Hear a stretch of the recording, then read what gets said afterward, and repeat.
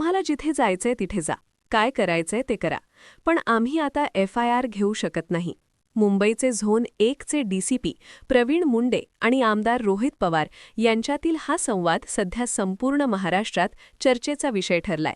अजित पवार यांच्या निधनानंतर DGCA विरोधात तक्रार देण्यासाठी गेलेल्या रोहित पवारांना मुंडे यांनी ज्या ठामपणे नकार दिला, त्यावरून सोशल मीडियावर 2 गट पडले.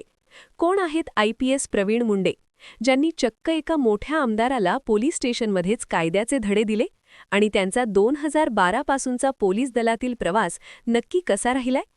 अकोल्यातील ते कापशी प्रकरण नक्की काय होतं, ज्यामध्ये चक्क मुख्यमंत्र्यांनी मुंडे यांच्या बदलीच्या फाईलवर स्वाक्षरी केली होती? जळगावचे SP असताना मुंडे यांनी राज्याच्या गृहमंत्र्यांना नक्की कसं नडले? CBIने त्यांच्याबद्दल कोणता खळबळजनक खुलासा केला? या सगळ्या प्रश्नांची उत्तरं जाणून घेऊया या व्हिडिओमधून. प्रवीण मुंडे यांचा प्रवास. प्रवीण मुंडे यांचा हा प्रवास सुरू होतो 2012 मध्ये, जेव्हा ते IPS झाले. सुरुवातीच्या काळात एक शिस्तप्रिय अधिकारी म्हणून त्यांनी आपली ओळख निर्माण करायला सुरुवात केली होती. पण हाच प्रवास एका मोठ्या वादात सापडला, तो वर्ष 2015 मध्ये. मुंडे त्यावेळी अकोल्यात शहर पोलीस उपअधीक्षक होते.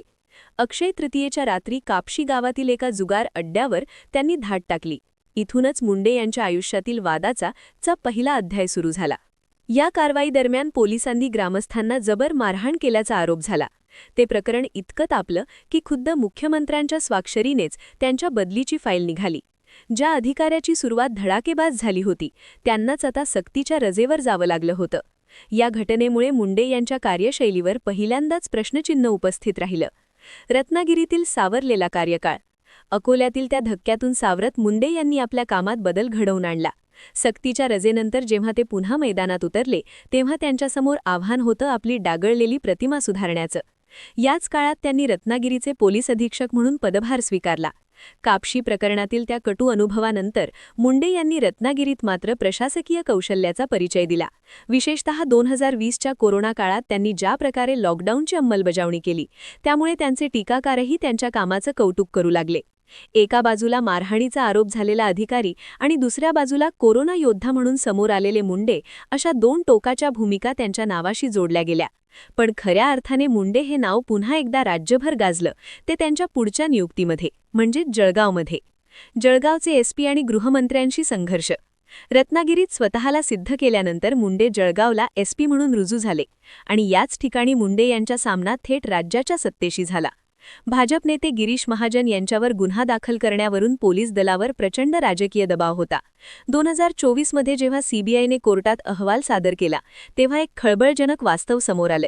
तत्कालीन गृहमंत्री अनिल देशमुखांनी मुंडेंना 3 वेळा फोन केला होता. ज्या मुंडेंनी अकोल्यात सक्तीची रजा भोगली होती, तेच मुंडे आता गृहमंत्र्यांच्या दबावापुढे मात्र झुकले नाहीत. त्यांनी तांत्रिक मुद्द्यावर बोट ठेवत गुन्हा दाखल करण्यास नकार दिला. एका बाजूला सत्तेचा आदेश आणि दुसऱ्या बाजूला कायद्याचं पुस्तक. यात मुंडेंनी कायद्याची बाजू निवडली होती. हा त्यांचा बाणा त्यांना पोलीस दलात लोकप्रिय करून गेला. बीडची अफवा ते मुंबईतील पदभार. मुंबईमधील त्या वादळानंतर मुंडे यांची चर्चा सतत होत राहिली. याच चर्चेतून 15 मे 2024 रोजी एक अफवा पसरली की त्यांची बदली बीडला झालीये. जिल्ह्यात मुंडे नावाच्या 2 मोठ्या अधिकाऱ्यांच्या कलेक्टर आणि SP नियुक्तीच्या चर्चेने खळबळ उडाली होती.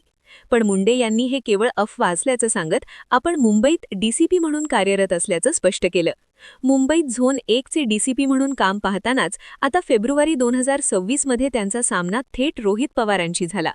जळगावमध्ये ज्याप्रमाणे त्यांनी अनिल देशमुखांना कायद्याचे नियम सांगितले होते, अगदी त्याचप्रमाणे रोहित पवारांच्या बाबतीतही त्यांनी FIR घेता येणार नाही हीच ठाम भूमिका घेतली. त्यांच्या या भूमिकेमुळे पुन्हा एकदा तोच जुना प्रश्न ऐरणीवर आलाय. प्रवीण मुंडे हे केवळ नियमांवर बोट ठेवणारे अधिकारी आहेत की ते मुद्दाम राजकीय नेत्यांनाच नडतायत? प्रवीण मुंडे यांचा हा 2012 पासूनचा प्रवास पाहिला तर आपल्याला एक त्यांचा पॅटर्न लक्षात येतो. अकोल्यात मारहाणीच्या आरोपामुळे बदली झालेला हा अधिकारी जळगावमध्ये गृहमंत्र्यांना नडणारा SP ठरतो आणि मुंबईत आमदारांच्या आग्रहाला तांत्रिक नकार देणारा DCP बनतो. काही लोक त्यांच्या या भूमिकेला सिंघम स्टाईल म्हणतात, तर काही लोक त्यांच्यावर टीकाही करतात.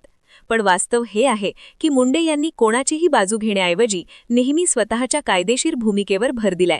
मग तो गृहमंत्र्यांचा फोन असो वा आमदारांचा आग्रह, कायद्याच्या चौकटीत जे बसत नाही ते करणार नाही ही त्यांची वृत्ती त्यांच्या संपूर्ण करिअरमध्ये दिसून येते. तुम्हाला काय वाटतं?